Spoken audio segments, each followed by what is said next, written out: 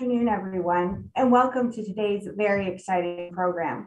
My name is Trish Dill, and I'm the Director of Corporate Training and the Cyber Range at Rogers Cybersecure Catalyst at Ryerson University. I'm honored to be your host for today's event. We have a wonderful program for you.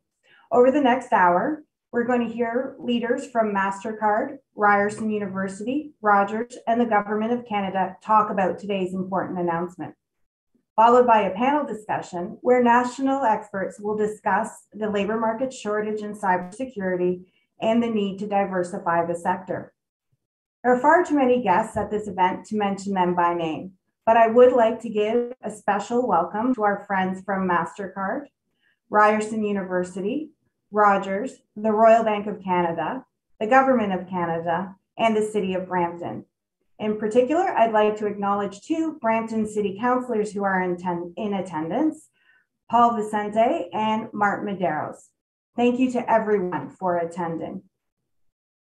Before we begin, I would like to make an important acknowledgement of the land on which the Rogers Cybersecure Catalyst is headquartered, in the City of Brampton in the region of Peel.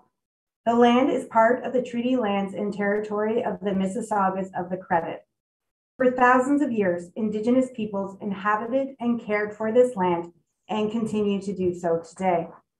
In particular, we acknowledge the territory of the Anishinaabe, Huron-Wendat, Haudenosaunee, and Ojibwe Chippewa peoples, the land that is home to the Métis, and most recently, the territory of the Mississaugas of the Credit First Nation, who are direct descendants of the Mississaugas of the Credit. We are grateful to have the opportunity to work on this land, and by doing so, we give our respect to its first inhabitants. Today is an important day for all of us at the Rogers Cybersecure Catalyst and Ryerson University. Supported by an investment of $1.25 million from Mastercard, we are thrilled to announce the launch of two unique programs designed to drive diversity in the cybersecurity sector in Canada. The Mastercard Emerging Leaders Cyber Initiative will empower women to take their proper places in cybersecurity leadership positions across Canadian and international organizations. This initiative will begin in October 2022, where we will welcome 25 women technology leaders from across Canada into a cybersecurity executive education program. They will learn from and engage with national and international experts in executive leadership and cybersecurity and technology fields. The new Cyber Range Capstone program will offer experiential learning and simulated cybersecurity training to more than 150 diverse learners who have graduated from or are currently enrolled in the Accelerated Cybersecurity Training Program. This program will give learners who are women, new Canadians, displaced workers, and BIPOC learners hands-on training in the Catalyst's unique Cyber Range platform. The Cyber Range will allow students to practice their skills in an ultra-realistic simulated environment, preparing them for their opportunities in the sector. Through the Mastercard Emerging Leaders Cyber Initiative and the Mastercard Cyber Range Capstone program, we at the Catalyst are hoping to drive diversity in the Canadian cybersecurity sector. Of course, we could not do this work without the leadership and support of Mastercard. Through this investment, Mastercard has shown its vision and commitment to driving diversity and securing our country. We are thankful for their support and collaboration. Now, without further ado, I am honored to welcome Sasha Krstic, President of Mastercard in Canada, to speak to us today. Sasha's remarks will be followed by messages from Janice Fukakusa, Chancellor of Ryerson University, Greg Murray, Chief Information Security Officer at Rogers, and Sonia Sidhu, MP for Brampton South. Welcome, Sasha.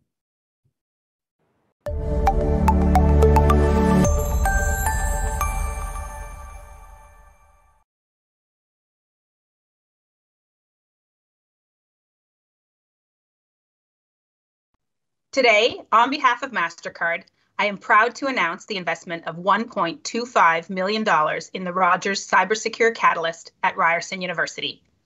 This is an important contribution in a series of investments that Mastercard has made to support Canadian innovation and technology talent. Through its contribution to the Catalyst, Mastercard is building on this commitment while driving diversity in the cybersecurity sector. With the announcement of our new Global Intelligence and Cyber Center of Excellence in Vancouver in January 2020, Mastercard is focused on accelerating innovation in digital and cybersecurity, artificial intelligence, and the Internet of Things across Canada and the world. By partnering with the Catalyst, we are creating meaningful action to enable underrepresented demographic groups to further their career aspirations in cybersecurity. This investment in the Catalyst will support two critical cybersecurity training programs, both of them unique in Canada. The Mastercard Cyber Range Capstone Program will provide diverse entry-level learners with practical, experiential learning opportunities through the Catalyst Cyber Range, boosting their employment prospects.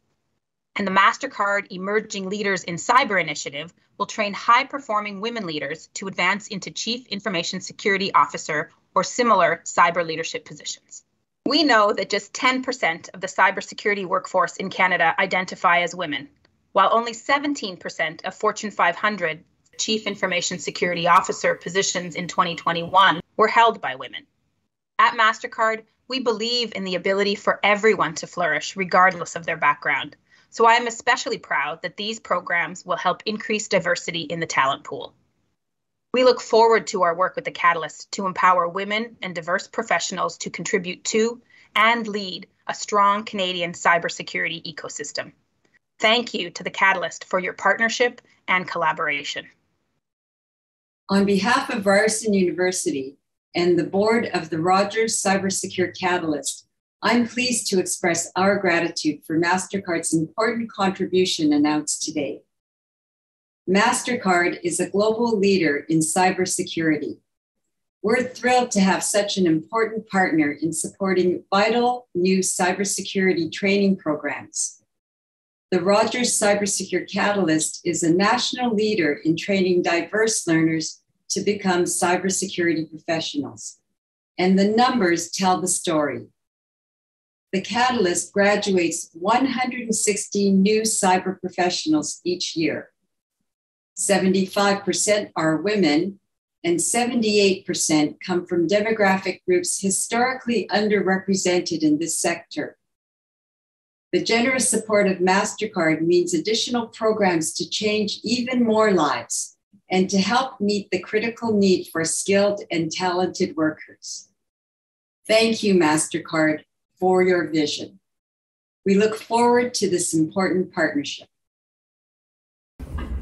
On behalf of Rogers Communications, I would like to extend my congratulations to Mastercard and the Rogers Cybersecure Catalyst on this partnership announcement. As a founding partner of the Catalyst, Rogers' investment has helped to grow the Catalyst to become one of Canada's leading cybersecurity centers, delivering a broad range of groundbreaking cybersecurity training and programming to individual learners and organizations, all while facilitating collaboration among the public, private, and academic sectors. At Rogers, we are leaders in ensuring that Canadians can seamlessly interact with the digital world. That is why it is so important for us to continue to invest in a pipeline of cybersecurity talent that can advance Canada's global standing and national capacity for effective cyber security. I'd like to also take a moment to recognize the strides we're making in inclusion and diversity, both at Rogers and the Cybersecure Catalyst. Cybersecurity is a multidisciplinary field that requires diverse talent to create high-performing teams. We look forward to continuing our joint work in creating more diverse labor pools in Canada. Most importantly, we at Rogers know that we must all work together to continue building our collective capacity to seize the opportunity to tackle the challenges of cybersecurity. And that is why we are excited to have a strong partner in Mastercard in advancing the work at the Rogers Cybersecure Catalyst. Hello, I'm Sonia Sidhu, Member of Parliament from Brampton South. On behalf of our Brampton community, I send my warmest congratulations to Rogers Cybersecure Catalyst and Mastercard on this important milestone. I'm proud that the Catalyst is headquartered right here in Brampton and is a valued member of our innovation district.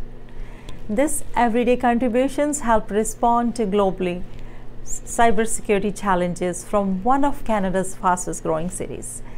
Collaborating to protect citizens and organizations in communities across the country is now more important than ever, which is why our federal government is committed to investing in and partnering with organizations like the Catalyst to build a robust and diverse cyber and intelligence talent pipeline. I have spoken to Catalyst students and graduates who have been proud to engage with such a unique and important program. Our federal government is committed to building a skilled workforce for the future and providing youth and meaningful career opportunities in the fast-growing cybersecurity sector. I look forward to seeing the continued growth and opportunities that come out of this investment by Mastercard in the Catalyst and by extension our local Brampton community.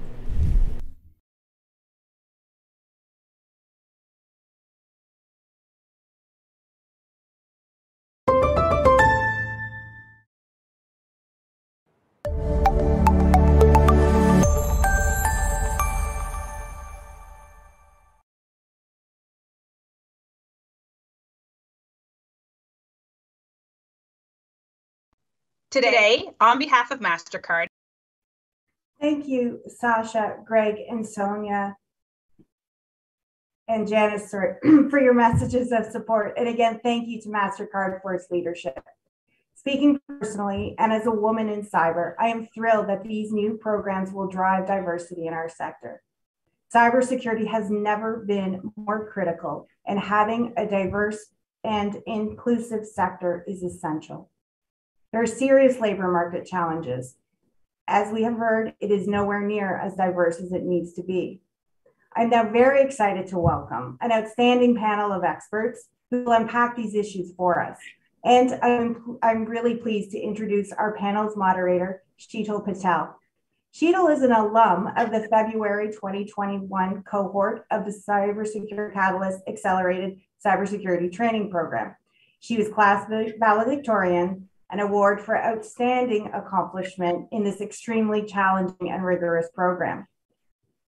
Sidhu has earned several professional cybersecurity certifications and is a member of the GIAC Advisory Board. She is a chartered professional accountant and a certified management accountant who now works in a cybersecurity role in a leading Canadian organization. We are thrilled to have an alum come back and help us out to moderate the discussion. Welcome, Sidhu. Thank you, Trish, for that kind introduction. And I'm so pleased to be here today and part of this important conversation. And it gives me great pleasure to introduce our three esteemed panelists. First of all, we have Dr. Addie Masherton, who is the founder and director of the Cybersecurity Research Lab at Ryerson University. She is recognized as a leading expert in cryptography, blockchain technology, quantum-resistant solutions, enterprise security architecture, and Internet of Things security. Addie is also an associate professor in the Department of Information Technology Management at the Ted Rogers School of Management at Ryerson University. And she also holds a Canada Research Chair in Quality of Security Framework for IoT. Welcome, Addie. And next, I'd like to introduce Simran Kapoor.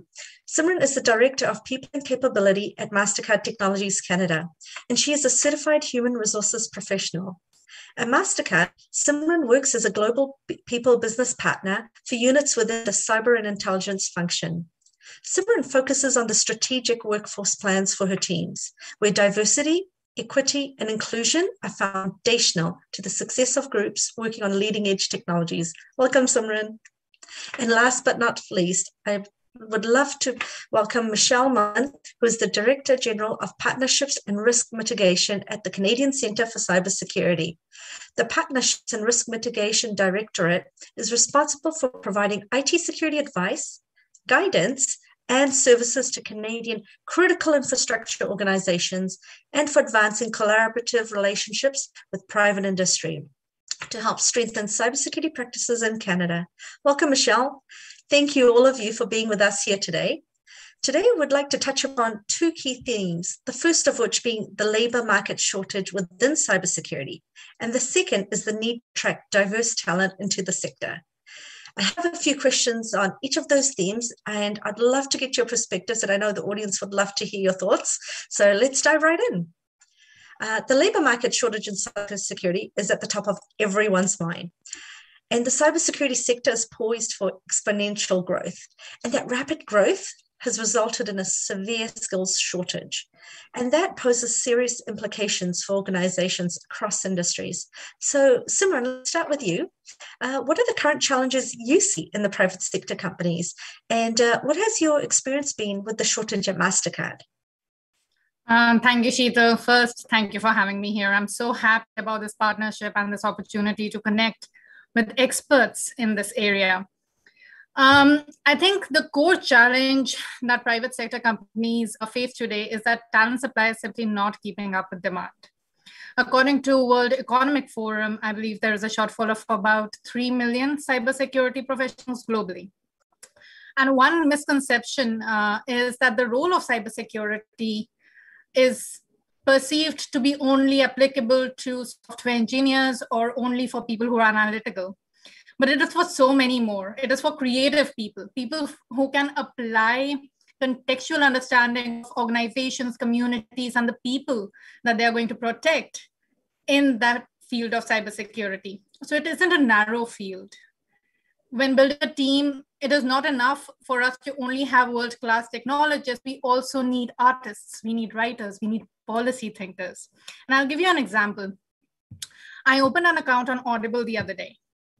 And while listening to the audiobook, I realized I wanted the physical book. So I ordered that from Chapters Indigo online. In both these digital transactions I made, there was a need to secure that particular transaction. And that's what cybersecurity professionals do. They anticipate and they develop new ways to combat the cyber threats. And they're the main line of defense against spamming, phishing, malware, viruses, and other cybersecurity threats. These are a very creative, very innovative group of professionals. And they come up with these unique ways to protect us from fraud across devices, across accounts, across networks, across platforms. And this cybersecurity workforce needs to grow 65% to effectively defend organizations' critical assets. And this shortage is very real at Mastercard too.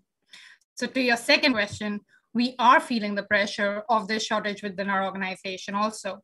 Mastercard is focused on accelerating innovation in a digital security environment, including artificial intelligence and Internet of Things across Canada. We have over 250 open positions in our cyber and intelligence function globally, including our Intelligence and Cyber Center of Excellence right here in Vancouver.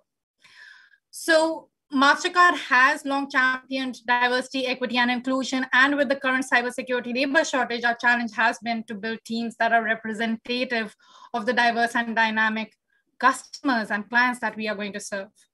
Because we know that people and the company flourish when we deliberately create a culture with decency at its core. And those are the crux of the problems that we are facing today. Thank you, Simran. That was really interesting to hear about that. And now let's listen to a different perspective. Michelle, let's hear your perspective. I'd like to hear about your thoughts on how do you see the shortage impacting the public sector? Are the challenges similar or unique to what Simran just described? Thanks, Sidhu. I sure wish this was a question I didn't have to answer anymore, but it seems like I still have to. There are certainly similar challenges, if not even more pronounced, within the government when it comes to the shortage of cybersecurity talent. And in fact, this issue has grown to be such an issue, such a concern, that it was even articulated formally back in the June 2018 publication of the Government of Canada's National Cybersecurity Strategy. It reads that the demand for qualified cybersecurity professionals is surging, and a global shortage of qualified professionals represents an immediate and growing opportunity for Canada's highly educated workforce. And we can encourage more students to move into science, technology, engineering, and math, the STEM fields, but we can also encourage graduates from both STEM programs and other disciplines such as psychology, sociology, or management, to specialize in the skills needed for cybersecurity jobs. Attracting this multidisciplinary talent, both domestically and from abroad, is essential for Canadian governments and businesses. It also helps to ensure that Canadian companies are able to safely grow and innovate as they expand their use of digital technology. Now, we know that the cyber threat landscape is constantly evolving, and therefore the steps taken to respond must also change constantly. And according to the Cybersecurity Workforce Study conducted in 2021, the global cybersecurity workforce needs to grow by 65% to effectively defend organizations' critical assets. So, of course, this impacts our overall cyber resilience here in Canada. Because there's a deficit of workers in Canada with the knowledge required to protect our information and systems adequately. In short, this means that there's protection work being left undone, and organizations are more vulnerable as a direct result. In fact, 82% of employers here in Canada have reported a shortage in available qualified resources, and 71% believe this shortage has already caused measurable damage to their organization's security posture. In 2020, there were 5,000 known positions that needed to be filled by cybersecurity professionals in Canada, and that number grew to over 8,000 in 2021. So it's true for us as well within the public sector that the demand for cybersecurity professionals is acute, immediate, and growing. And of course, we've got the added complication of standardized pay scales within government that make it difficult for us to compete with the private sector for the best and brightest for our workforce. Although we can offer significant benefits packages, stable employment, and a path for advancement, some workers are simply more motivated by salary, especially earlier in their careers, when some of these other benefits don't seem as important. That's why it's critical that government agencies like mine partner closely with academia, not only to help shape the curricula that will develop the future workforce and ready them to take on important roles in cybersecurity, but to remind students to consider the career opportunities that exist in the government context and the pride associated with service to one's country. Thank you, Michelle. That was a really interesting perspective, and it brings into light how what you said and Simran said. It's clear that the shortage cuts across all industries, and that there are some significant challenges to address. And that brings me to, how did we get here? And so my next question to all three of you is, what, in your opinion, the contributing factors to the labour market shortage in cybersecurity? And what are one or two things that can help overcome this challenge? So this is a two-parter question again. Annie, let's start with you, and then we'll move on to Michelle and Simran. Thank you, Chantal. So the short answer is that the cybersecurity sector is growing. Well, it's very hard to find the talent. So that was the short answer. The long answer is, let's parse it. Why is it growing? Right? Several factors why the cybersecurity sector is growing, but one simple one is that we've never been as connected as we are right now. We're putting very sensitive assets, business assets, on networks for business functionality, for business reasons, the functionality that connected world brings. However, functionality is great. However, these assets are very attractive targets for hackers. Okay, so there's more security breaches, there's increasing demand for cybersecurity professionals, so the sector is growing. Now, why is it hard to find the talent? Again, several factors, but this shortage is a very established problem, and it has been for several years. And you would think that by now they would have figured it out, right? So let's look at some numbers. Cybersecurity Ventures, the US-based leading global researcher and publisher behind the Cybersecurity magazine, they've been tracking this for quite some, close to a decade actually. So, and the last 8 years that they looked at this, they said the number of unfilled cybersecurity jobs grew by 350%, from 1 million positions in 2013 to 3.5 million positions in 2021. So that looks really bad. However, they're also projecting that the number of cybersecurity openings in 2025 would remain steady at 3.5 million. So that's not as bad as it sounds. At least we're plateauing. At least it's not growing. So that's not as bad as you would think. Okay, so exactly why, despite all the the problem being known for such a long time, and all the activities, all the programmings, all the targeted efforts, we're only plateauing and maintaining this. One main factor is that by and large, there's still a stereotype about what cybersecurity really is and what a successful cybersecurity career looks like. It's not the nerd in a hoodie who cracks a password, but unfortunately, we're still fighting that stereotype. It's important to correct that stereotype. In a healthy cybersecurity organization, think about a bank, a large government organization, only 20 to 30% of roles are that technical. Very critical roles, by the way, but only that size of the tranche is very technical. The rest of it, the remaining roles, have more and require more business and organizational context and knowledge than the technology itself. So technology risk assessment, cybersecurity governance, compliance, audit, threat and incident management, even disaster recovery, business continuity, they all need business more than they need technology. They have critical technological components, but they also need business. So when you look at these critical roles in cybersecurity with a broader, a more open mind, you'd be attracting more candidates, not just from entry-level candidates, also from existing employees. Okay, so to answer the second part of your question, I have two answers. So companies can offer cybersecurity training and certification opportunities to their existing employees to open new career paths for them to come from other parts of the organization into cybersecurity, which really needs that. Not only their cybersecurity knowledge and whatever they bring, but also organizational context would definitely help, that they already have because they're existing employees. The second solution would be, new hires, new grads always find it very challenging to land a cybersecurity job. Traditionally, cybersecurity openings were at a more senior level than entry level. And that has been a challenge, right? So what can be done? There is a bit of a culture shift, I must say. You can see it with ISD squared entry level equivalent of CISO that they're working on, right? So there is a bit of culture shift, so hopefully that would help.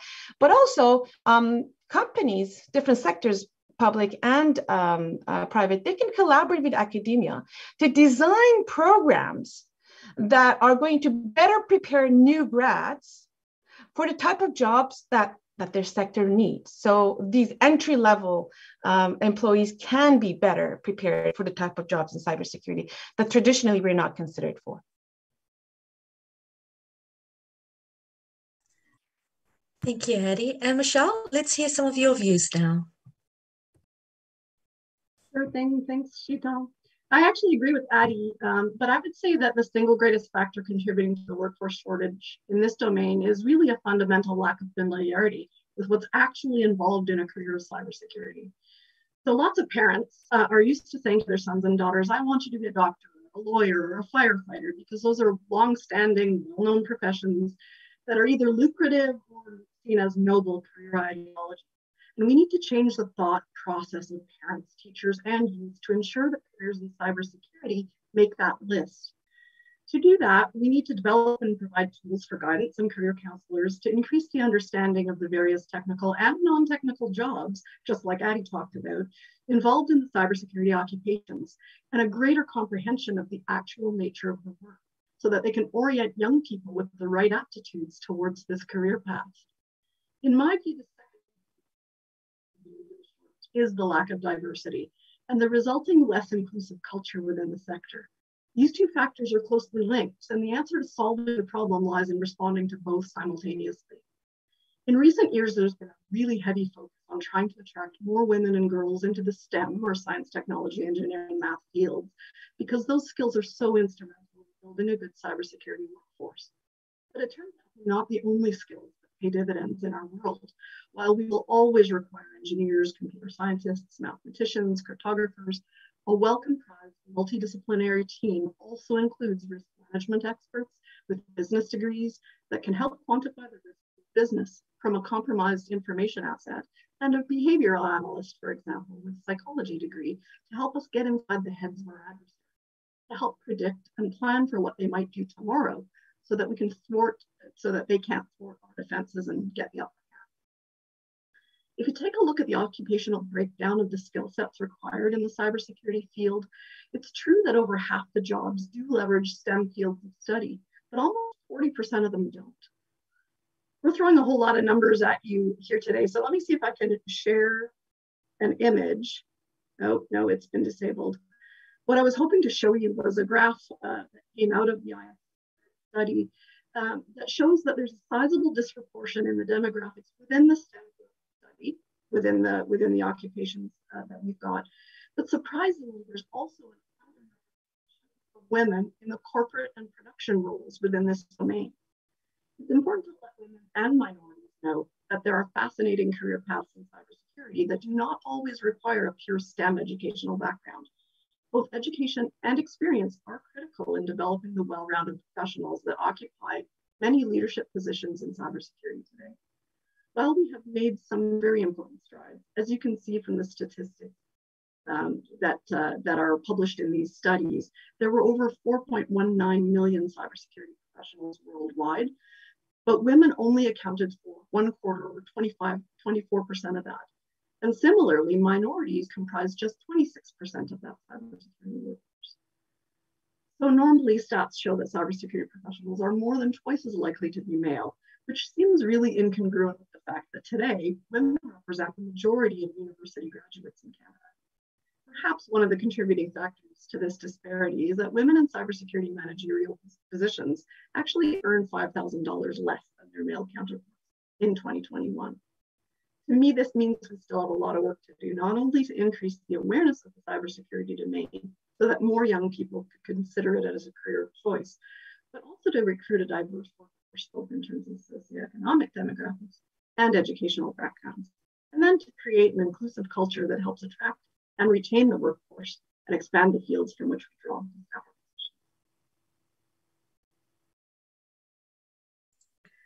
Thank you, Michelle. Those are some really interesting points you raised, especially about creating that culture within the organization.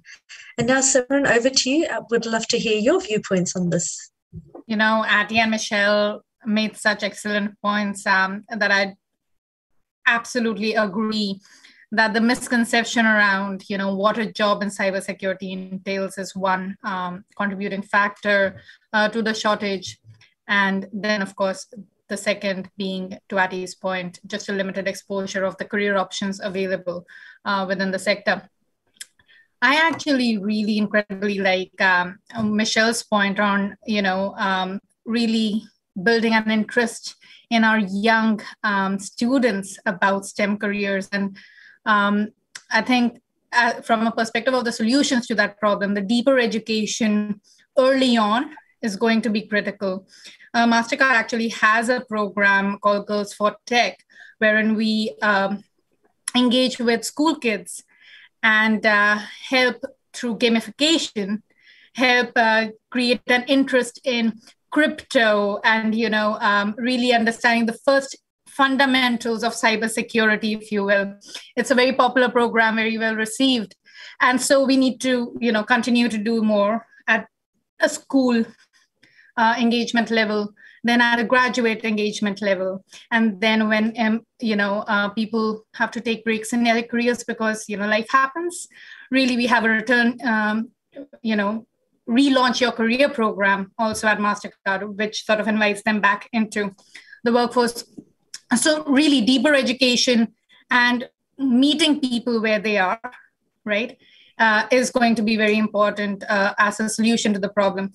And constantly sort of innovating and looking at ways to attract the right talent is also very important.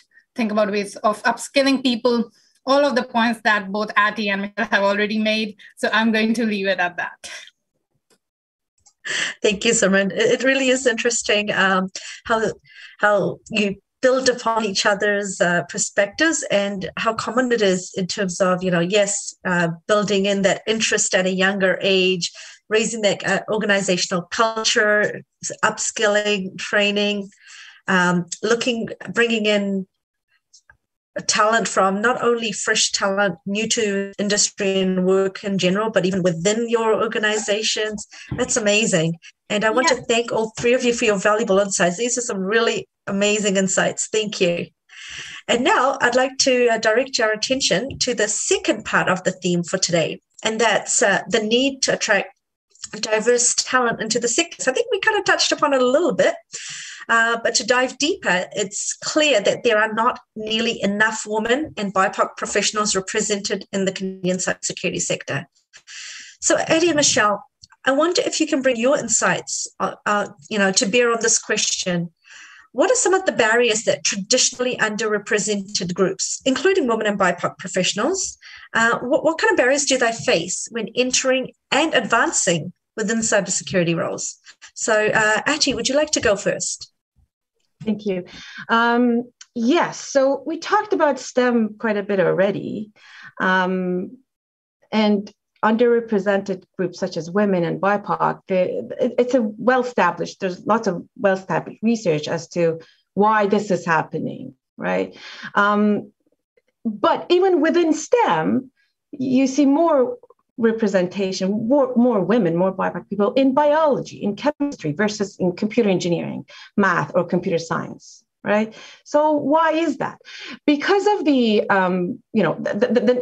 nature, the different nature of these different disciplines within STEM aside, the reason, because of the stereotypes that we talked about, cybersecurity is really drawing from these other blue STEM, if you will, right? Because of the stereotype, cybersecurity has been traditionally, and this is something we need to correct, but has been traditionally drawing from computer engineering, math, and computer science. So cybersecurity is really inheriting all of that problem, the lack of diversity that STEM had, that more specifically blue STEM in these disciplines had. So, and solutions, how STEM and how these other blue STEM areas need to be considering, there's a lot of research about it, right? So at the entry level, we're fighting with the same problem, basically. I want to use my time to talk about how they advance in the cybersecurity career, because I think the problem becomes more pronounced there, as opposed to the entry level, which all of the strategies, all the solutions that you can talk about these STEM areas would apply in cybersecurity. Okay, so that aside, nature of some of these academic disciplines, as we talked about, are more attractive to people who are introverts. Okay, there are always exceptions, but you need to look at this statistically and on a large scale. There are more introverts in math. There are more introverts in computer science. There are more introverts in computer engineering, statistically speaking. Okay, so when you draw your cybersecurity entry-level folks, due to those reasons that we talked about from these disciplines, you happen to have more introverts. And now the minority, the women, the BIPOC, underrepresented groups, who against all barriers successfully entered the cybersecurity field, are more introverted by nature, right? If even within, looking at, within their population, within that minority group. Now, what happens when they want to advance in a corporate world? A corporate world that requires them to sell themselves and their worth and their skills. It's been designed perfectly for a bunch of extroverts, I would say, not a bunch of introverts. Okay, there's a contradiction there. So imagine you bring in introverts, successful cybersecurity junior professionals, and expect them to network effectively, go to events, present themselves. That can be quite a barrier if you don't have those tools, or they don't come naturally to you, and they don't come naturally to minority groups or introverts. And in this case, we're talking about when they meet, introverts and minority groups. So some of those tools come more naturally to extroverts, and obviously they have the upper hand because it doesn't deplete their energy to go to events and network and talk about and sell themselves and all that, right? So if you're a minority, you'll find it even more difficult to do so. What can we do about it? Give them the tools. Create opportunities for them, targeted programming, so that they can learn and practice those tools, which I think would definitely help women and BIPOC people advance in a cybersecurity career. Thank you. Thank you, Eddie. That's very, very valuable insights about the different personalities. That is definitely a factor that comes into play in cybersecurity. And now, Michelle, would you like to have a turn and present your perspectives about some of the challenges, the barriers that traditionally underrepresented groups, so women and BIPOC, face when entering and advancing within cybersecurity roles? Absolutely. Thanks, Sheetal. I totally agree with everything Addie just said. But I think from my perspective, I'll start even earlier in the process in terms of how we go about attracting women and BIPOC individuals into this area. So the first barrier I really want to cover here is what I'll refer to as our hostile lexicon. And it's really become clear to me that the language we use in describing cybersecurity jobs is actually a neuro-linguistic deterrent for women and minorities. So we need to start to use a more inclusive language in our job posters and when we're talking about our work. We want to entice a more diverse workforce to enter the realm of cybersecurity. I was recently speaking with Dr. Vesma Momani, who's an author and professor of political science at the University of Waterloo. And she believes that the dark undertones that we use to describe the typical cybersecurity tasks, words like attack and defend, and the imagery that we use in all of our materials, like that faceless criminal in a dark hoodie working at a keyboard, are actually detractors for many young women and minorities when considering career options in high school. The fact is that girls are socialized differently from a very young age and are taught that the power of social interaction in conflict resolution versus the traditional power dynamics of authority enforcement will elicit the desired behaviors and halt destructive practices. Dr. Momani advocates for the use of language like problem solving and risk calculus for task descriptions instead, to avoid alienating young women early on. The same thing can be said for people that come from cultures where exposure to criminal elements or conflict are seen as environmental conditions to be avoided. It's difficult to entice people whose families may have fled from war-torn nations, even generations ago, into a field of work that seems to involve fighting against dark forces on a daily basis. The second barrier is that it really is a tough work environment once you get into this business. A recent study by ISC Squared found that the current shortfall is partly due to that lack of skilled, experienced personnel available to hire, but it's also partly due to the lack of resources for those in the business to do their job effectively, and a lack of work-life balance due to the unpredictability of the highly visible incident response aspects of our business. Another barrier to entry in cybersecurity is one that mirrors a phenomenon we see clearly on social media platforms, perhaps most visibly in the realm of public office holders. Women and BIPOC professionals appear to have increasingly become the target of online bullying and foreign influence operations, such as trolling campaigns that specifically target prominent women to discourage their political participation and freedom of expression in both the online and the offline world. You might recall that several female candidates spoke publicly about the horribly negative online campaigns being waged against them throughout the two most recent electoral periods here in Canada. And some have literally left the political scene entirely, and others have taken on less visible roles as a result. The same phenomenon sadly applies to our field.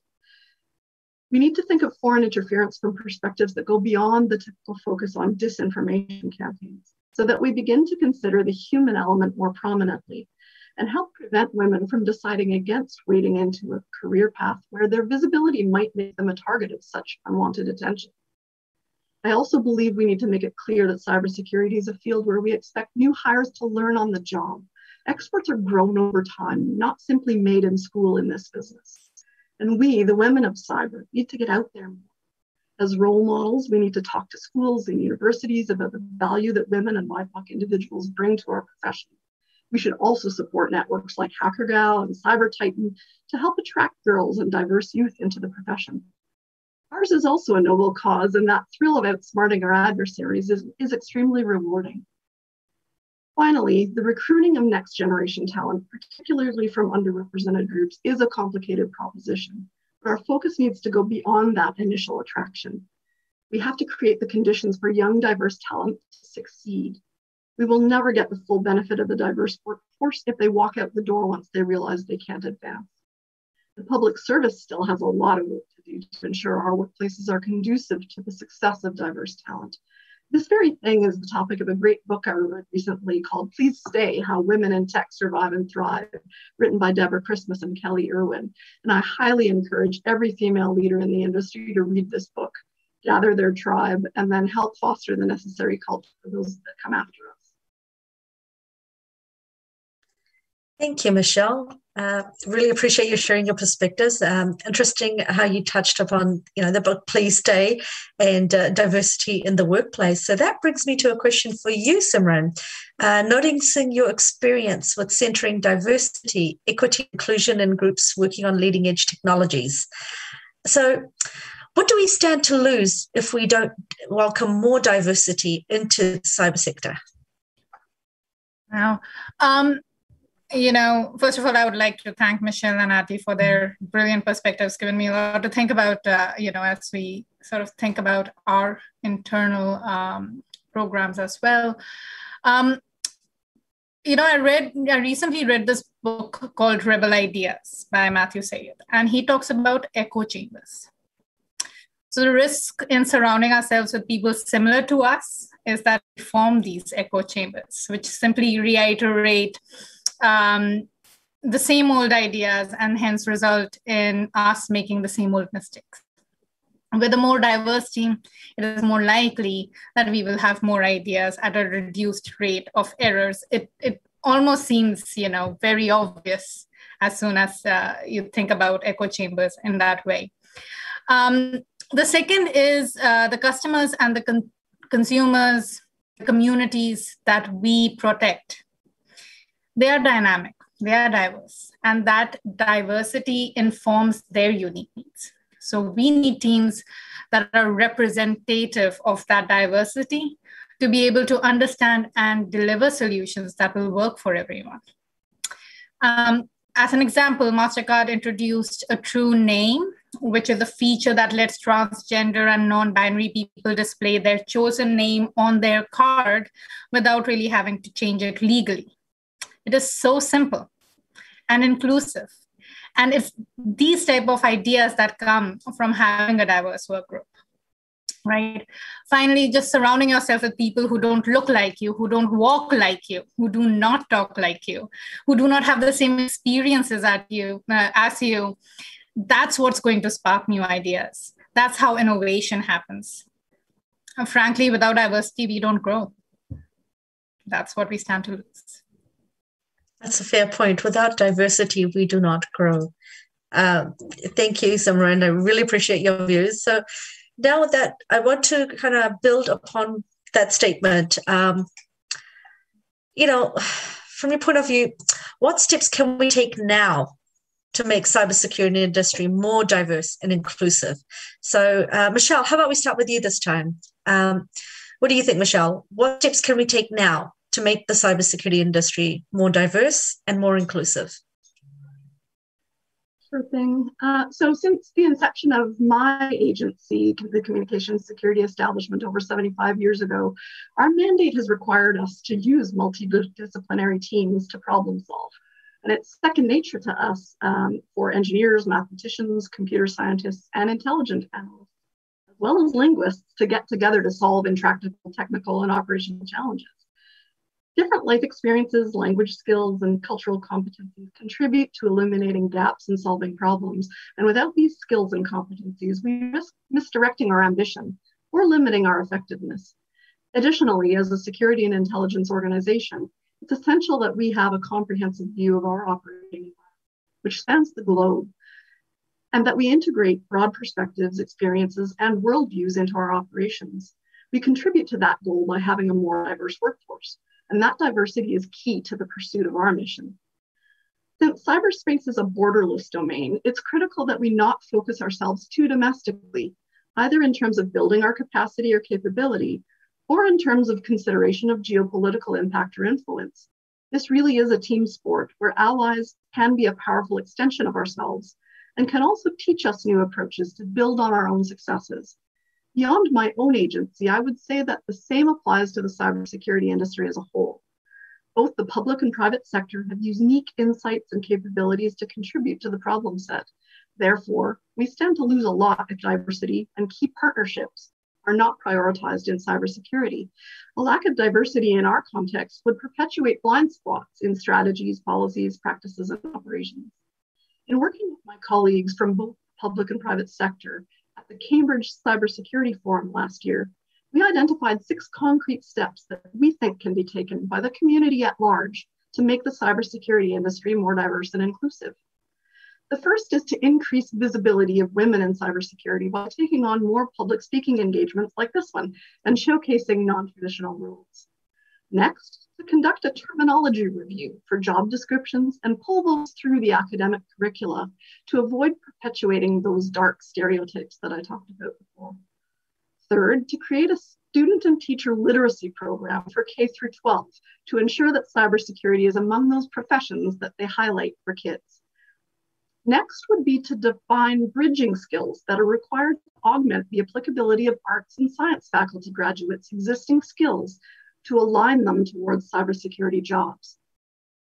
Next, to engage a neuromarketing service to create gravitational pull, if you will, through outreach programs and marketing materials that will attract diversity.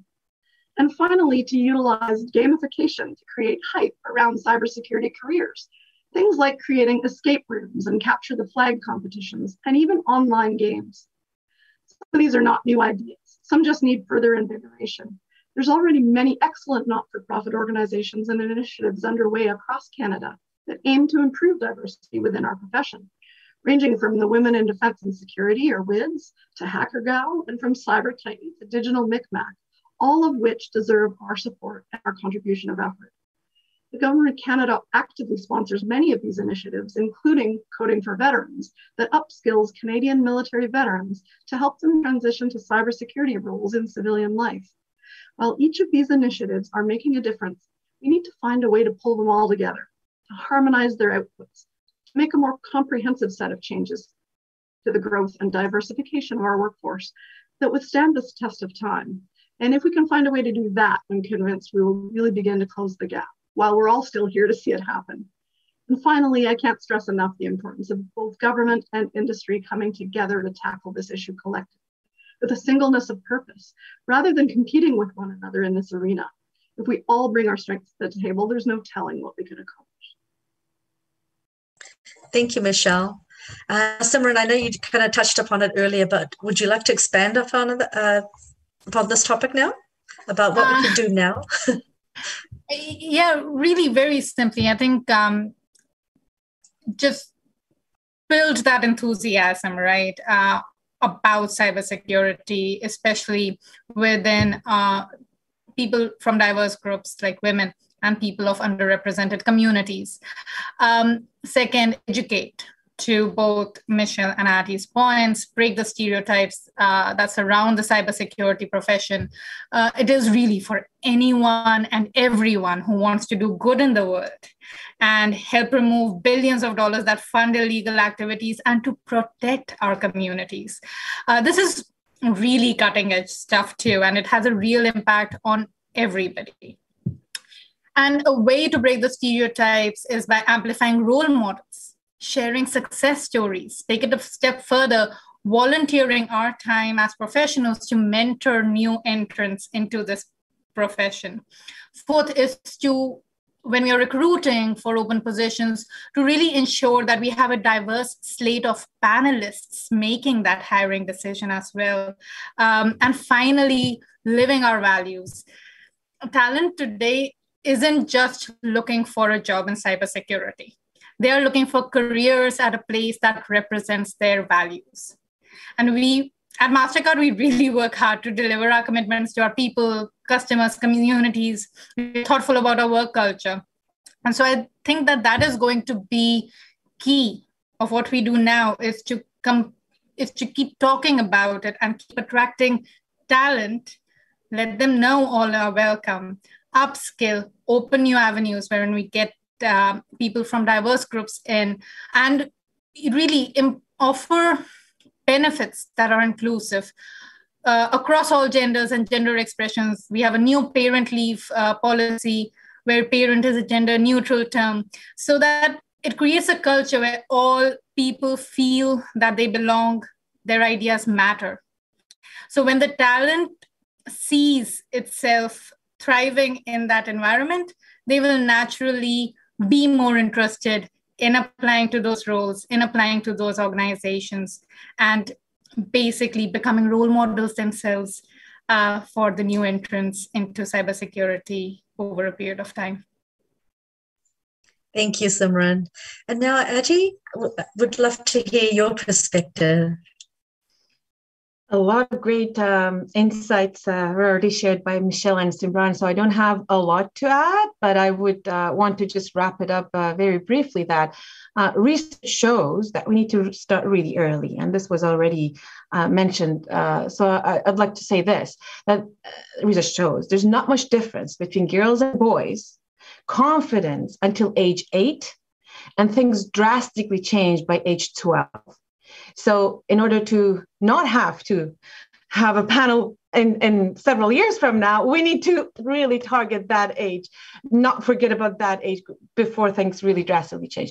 So let's go to schools. Let's use inclusive language that Michelle mentioned. Let's use gamification for the girls who are going to be the cybersecurity professions of the future to get more excited and enthusiastic. Simran mentioned that about cybersecurity as a profession. So start early, continue to foster EDI as they grow through these different stages, high school and university, mentoring EDI and mentoring them, and have EDI champions who are going to help them go through those steps. So that is going to help with the entry-level challenge. And to solve the advancing in a cybersecurity professional challenge, let's have more companies like Mastercard who are going to sponsor programs like this, who's going to target women and BIPOC people to give them the tools that they need to then advance within cybersecurity. I'll end it at that. Thank you. Thank you, Eddie.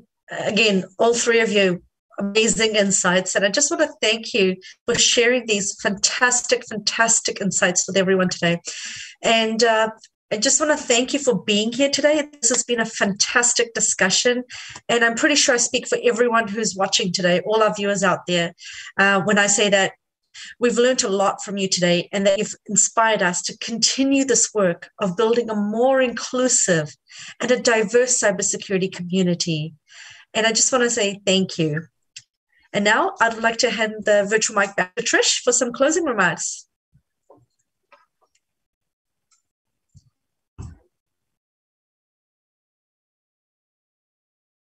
Thank you, Sidhu, and let me echo your appreciation for that excellent discussion. It does a heart good and a mind good to hear from such fantastic women in the cybersecurity sector.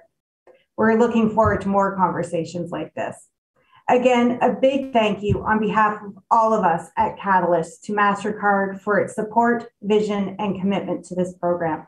Thank you again to Sasha, Janice, Greg, and Sonia for your kind remarks and support of the Catalyst. This brings us to the end of today's important event, but as you can see, it is just the beginning of our work together.